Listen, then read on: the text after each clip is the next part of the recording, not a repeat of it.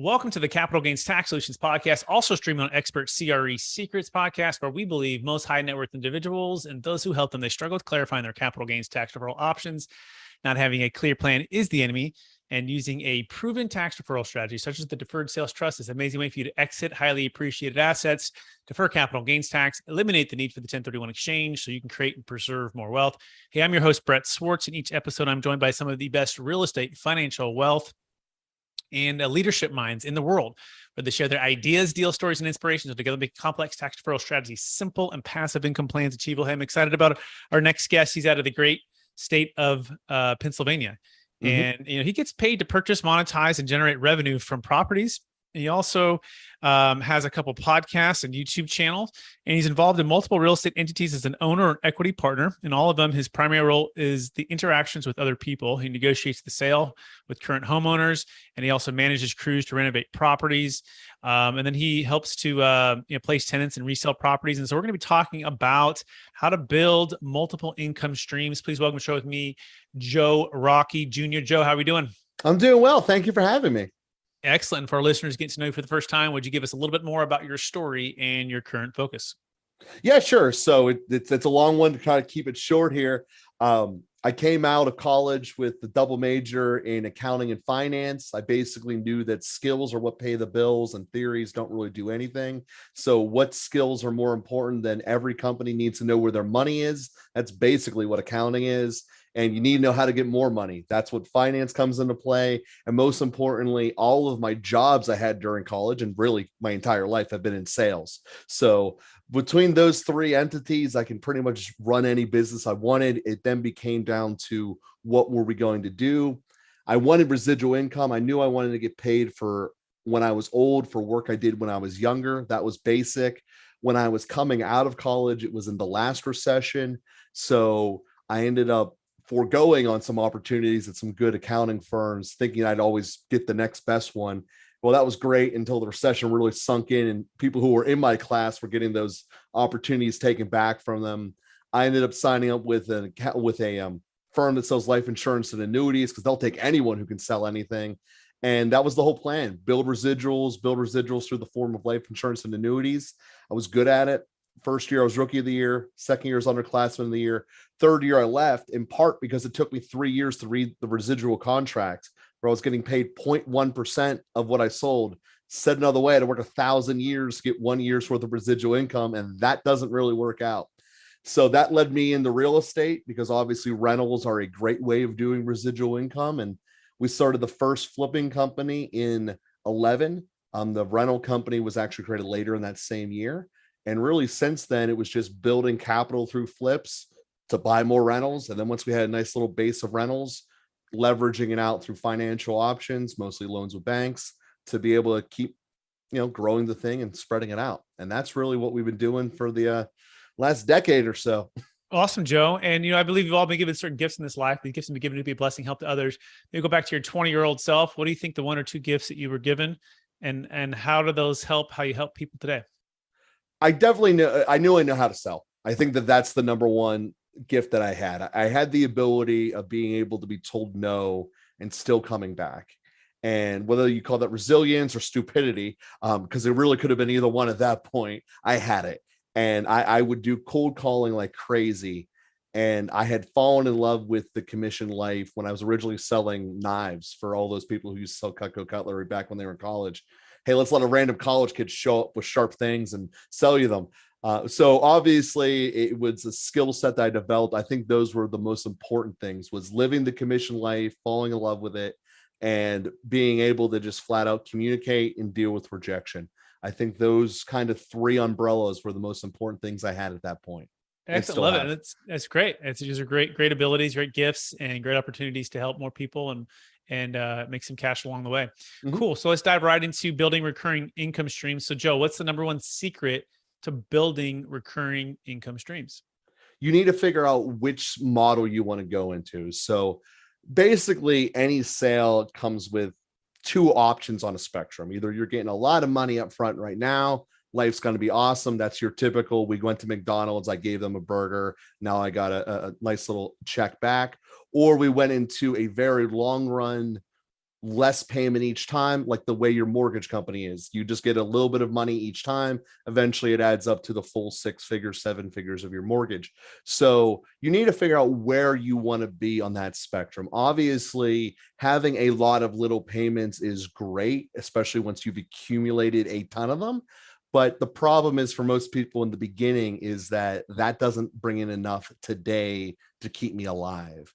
So you need to figure out that balance of what keeps us the lights on today and keeps my life functioning correctly while I still can start building the driveway of residual income for the rest of my life. So it starts with incredible money discipline on yourself personally and for your business, and actually having everything written down and knowing what the plan is. Because the best way to say it is if you have the option of choosing which payment stream you're receiving, fill up what keeps me alive today, and then immediately, as soon as you can, start building that driveway for the future of recurring revenue. Excellent. So figure out which model you want, upfront bigger amounts versus smaller recurring amounts, and or a mixture of both. And then also have super disciplined money habits and written plans. That a fair summary on the first one? Excellent. What's the number 2 secret to building recurring income streams? Know what you're good at and hire people for what you're not. I see so many people that want to enter into the landlording world because, let's face it, it's kind of the textbook model when you think of recurring income. Tenants pay you a check every month, life is good. The problem is that the vast majority of people out there have no idea how to be a landlord. And that's true for really any form of residual income. It does bleed into the discipline of money that I mentioned in the first answer. But know what your strengths are, know what your weaknesses are, and bring in equity partners, key part being equity partners, to be with you on this journey. Excellent. That's pretty straightforward. Know what you're good at, hire the who, don't be the how, and hire those with stuff that you're not good at. Great. What's the number 3 secret to building recurring income streams? Be incredibly judgmental. What do you mean by that? Oh, well, there's lots of ways that it's going to be applicable to whatever your system is. But because you're effectively trusting people to keep their word down the road and to keep paying you, whether they're signing up for a service that you're selling, Pandora or whatever it might be, or they're being your tenants, you ultimately are building a relationship of trust with these people down the road that they're going to keep their word. And you need to be judgmental of who actually will and who won't. Excellent. Back to number 2, by the way, know what you're good at and hire what you're not. What was the biggest hire that you felt like was the big domino that, man, as soon as you got that hire or delegated that big rock off of your plate, that it opened up your business to grow at another level?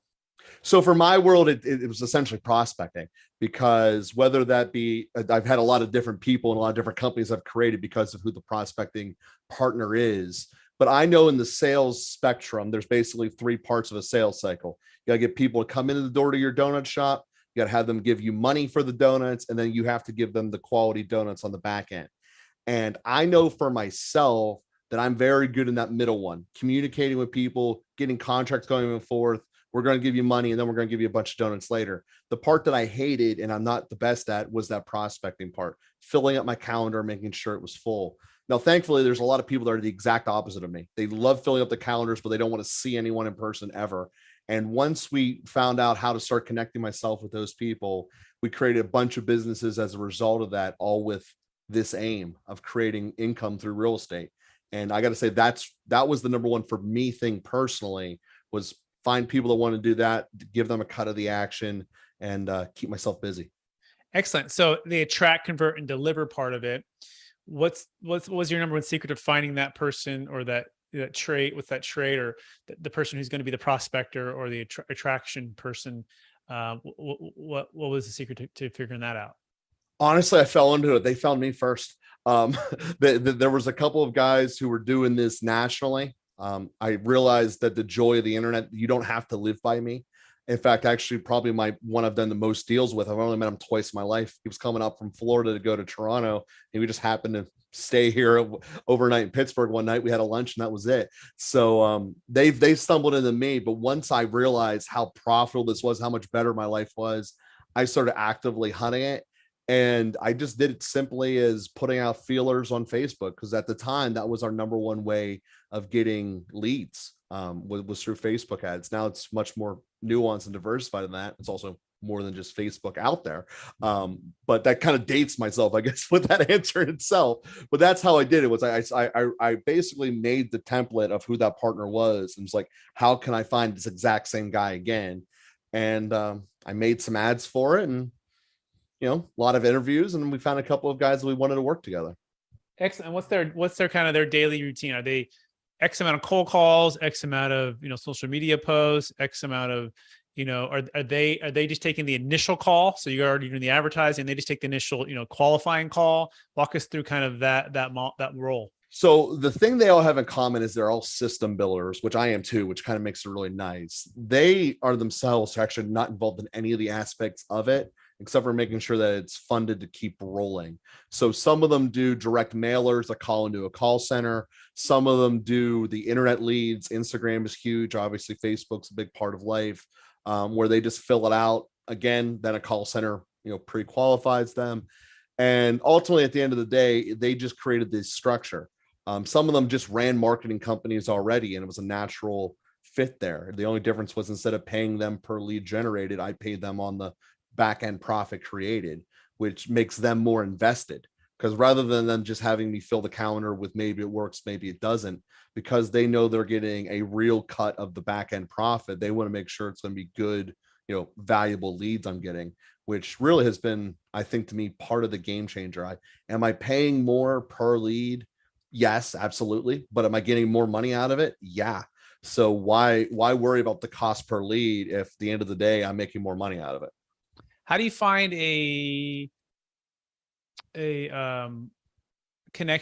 equitable connection for amount of value brought and whatever's delivered, and to keep the person who's converting versus the person who's attracting? Like, how do you think through that, or how have you adapt it maybe along the way? Yeah, so it's basically, it's a negotiation. How much do I got to pay to have you on board and all that? But basically, we break it into one of two categories before we start. Are we going to do this based upon the net or based upon the gross? And I think that that's a very big question, because if I'm paying you based upon the net of your expenses, I'm way less interested in doing that arrangement, because I want you to figure out how to make the best system for you. And I don't really want to be involved in it.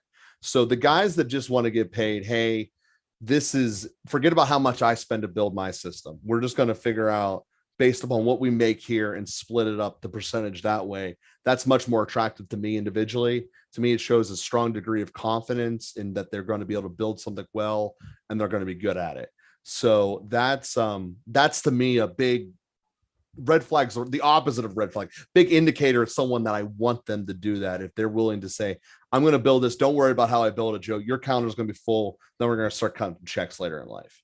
Got it. So they're like self-initiative. They're like basically their own mini entrepreneur, and they're going to go out, build a system, build a team, build whatever. Right. And they're like, you're like, you take care of all that. You deliver the potential prospect, and then Joe takes over and helps to convert and deliver it. Right. And then that is what the cut comes. Is that a fair summary? Yeah, exactly. Yeah. Each of us have a very important half of the business. We treat each other as equal partners as a result. And then that's how we go from it. Cool. Very cool. That's excellent. Now let's shift a little bit into tax, right? Because you've done some real estate, you've done maybe some 1031 exchanges, and perhaps you've had maybe sold a business or something, or going to be. And there's I've done that too. Yeah. Yeah. So let's shift into what's the biggest frustration when it comes to capital gains tax when you're exiting businesses or real estate and or the 1031 exchange? Yeah. So in my world, going back to how we had that initial conversation, how to create the buyout, that was where it really started with how much do I need to get paid today to keep it going? And then essentially I self-financed my own exit for the partners that stayed in that first rental company. And so from a tax perspective, learning how to do that correctly was a nightmare, because I knew the structure I wanted to do. I wanted to get paid, enough up front where it was worth it to me, I guess is the way to put it. Well, there was also enough that they still owed me where it would be a nice couple checks for a couple of years. So from a pure, looking at the tax accounting standpoint, I probably did that as wrong as you possibly could have. And this would have been in like my third year of doing this. So we're talking 2014, so 8 years ago or so.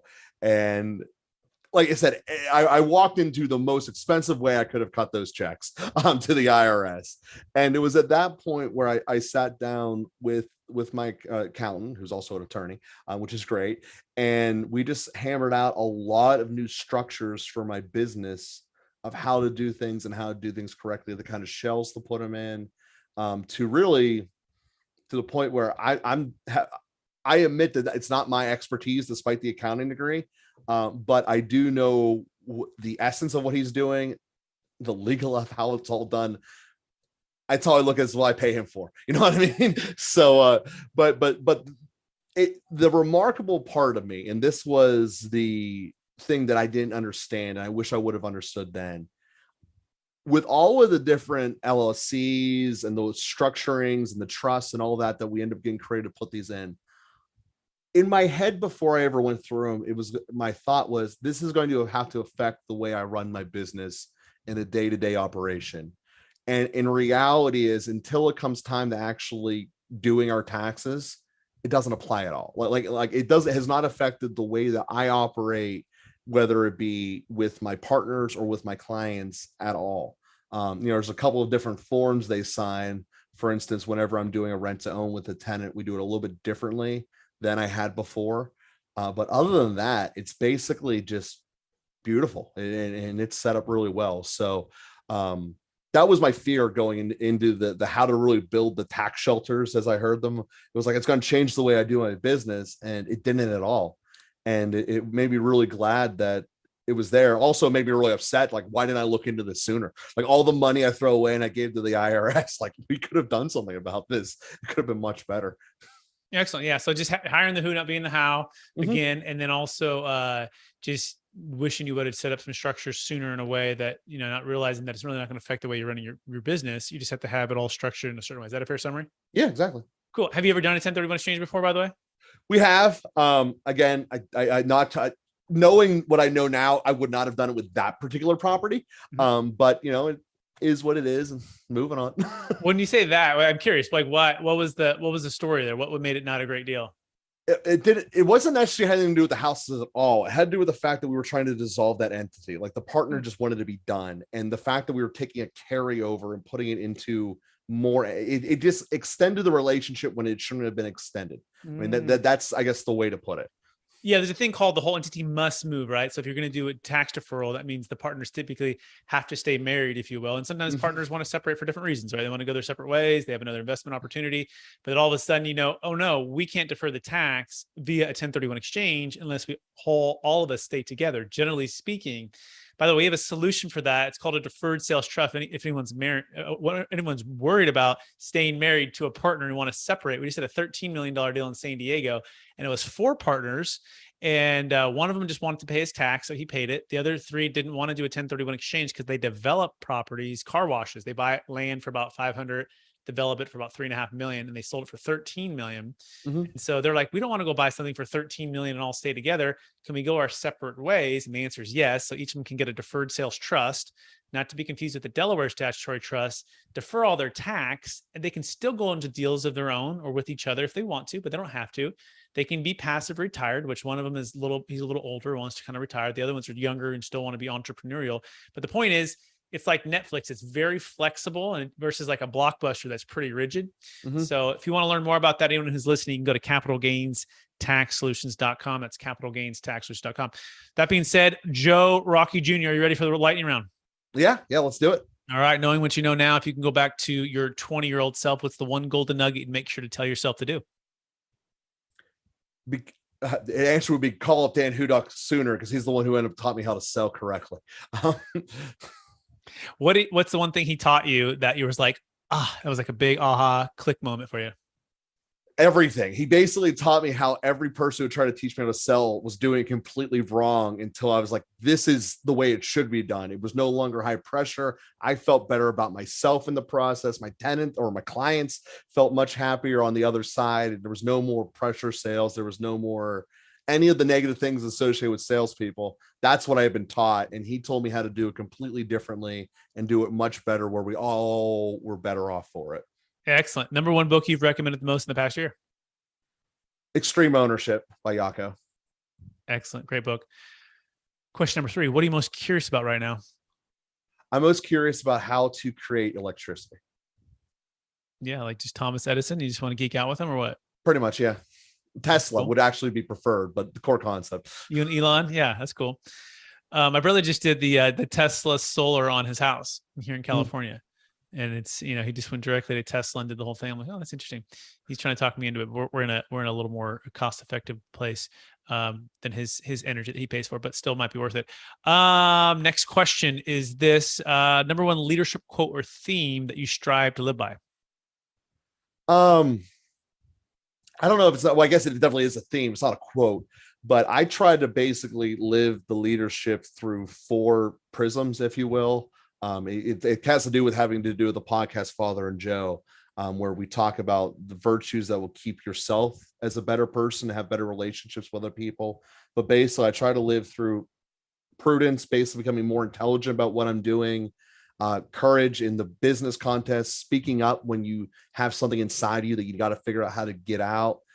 Temperance, realizing I'm not the end all be all. You kind of use the example of don't be the or figure out who to work with. That's what temperance is, knowing I'm not good at everything. And the most important one is justice. Treat people based upon what they actually are doing. And that's it, based upon their actions. And that's it. And whenever we hire people, we don't even look at the names on the resume. We actually have it blocked out. All we see is the last 4 recent jobs and what they did there. So, and then when they're in the job, obviously, just are you producing or are you not? And that's one of the things that I'm really glad with how we create our pay structure to people. We don't pay people hourly for basically anything. It's all tasks driven. Depending on what your job is, the task is different, obviously. But did you accomplish this task? Was it to a satisfactory quality? It's basically a 2 little quick multiplier effect. It was a B level quality for this task. Multiply the 2 together, you get this. Obviously, A levels get paid more, and it kind of creates their own little incentive where people will figure out the best way to go through their lives efficiently. Again, am I paying more people on an hourly rate than I would be otherwise?